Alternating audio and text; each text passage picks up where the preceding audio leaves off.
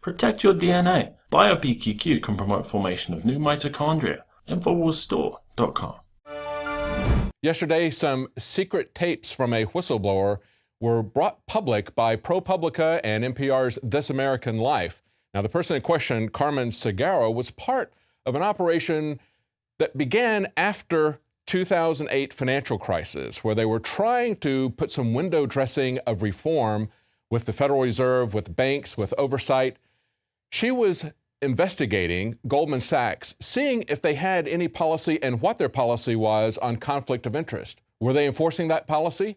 She claims that they didn't even have a policy. And where it gets interesting is how the Federal Reserve itself tried to cover up her investigation. Now, in this article from ProPublica, they point out that one New York Fed employee, a supervisor, described his experience in trying to look at the relationship between the Federal Reserve and these banks they were overseeing, as well as Goldman Sachs. He described it as regulatory capture. They say that's a phrase commonly used to describe a situation where banks co-opt regulators.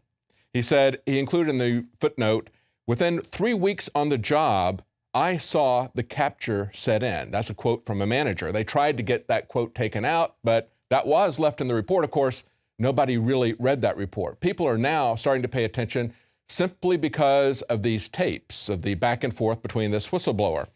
Now, when you look at this, one of the things that strikes me is that the Federal Reserve was supposedly regulating Goldman Sachs. Talk about the fox guarding the hen house. That's about as absurd as it gets. Of course, they have a relationship where they have helped Goldman Sachs as well as all the major banks eliminate their competition, as well as defraud the public, defraud mortgage investors, defraud the people who bought their fraudulent mortgage instruments, their securities that they created without having any real security behind them. In a Wall Street Journal article today, they point out that the Fed rate policies are actually aiding the foreign banks. What a surprise that is as well. They say banks headquartered outside the United States have been unlikely beneficiaries of the Federal Reserve's interest rate policies. They're likely, they say, to keep profiting as the Fed changes the way it controls borrowing costs. They say that foreign firms have received nearly half of both the $4.7 billion in interest the Fed banks paid so far this year. Nearly half of the $5 billion worth of interest. And of course, it's a game that they're playing where they essentially can put their deposits on loan with the Fed and get interest. They can borrow this money out at 0% and loan it back. They say it's a source of virtually risk-free investing.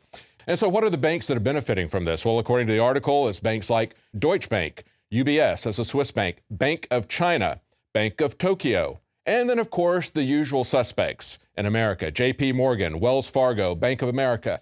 This is what a former economist for the Federal Reserve said, a very telling quote. He said, it's a small transfer from U.S. taxpayers to foreign taxpayers.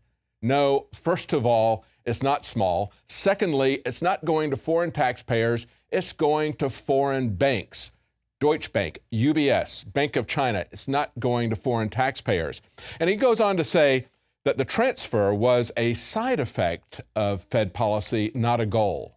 No, the goal of the Federal Reserve has always been a transfer of wealth from taxpayers to the banks, and it's continuing with that same program. It's just now being seen to a larger extent to be a foreign influence, foreign transfer of wealth. Good evening, everyone. I'm Darren McBreen, and here are some of today's top stories that are breaking right now at Infowars.com.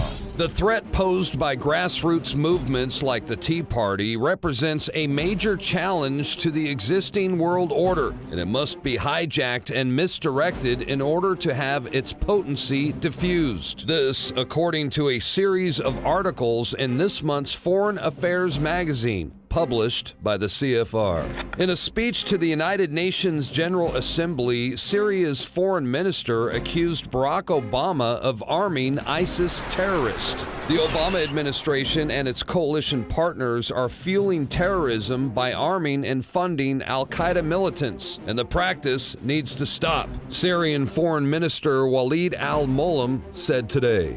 Police in Louisiana are urging residents to add surveillance cameras to their homes and then hand over control of the cameras to law enforcement, an effort they claim will make neighborhoods safer. For more information, plus updates and breaking news, go to Infowars.com.